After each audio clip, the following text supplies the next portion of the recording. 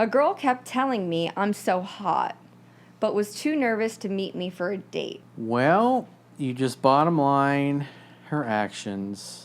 If she tells you how much she's excited to have a date with you or meet you or how hot you are, gives you her number, and then yet never seems to find the time in her schedule to actually have a date with you, that means she's not interested in having a date with you.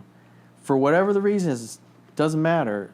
But if she won't do it, then you can just say, hey, let me know when your schedule opens up, and then never call or text her again.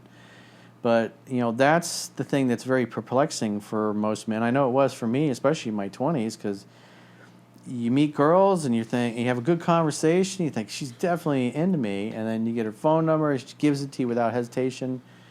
You call her the next day or a few days later even, and it's just nothing. Doesn't call you back. And you're like, that's weird. And then every once in a while, you bump into one of them. And you're like, hey, I called you.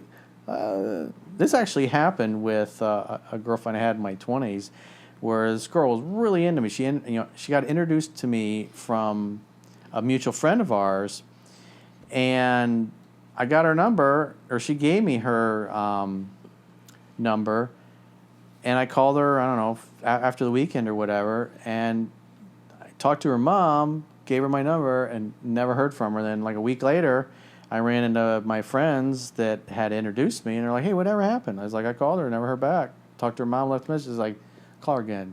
Mother just throws the messages away. Oh, Jesus. Whenever a guy calls, mother's just like, psh.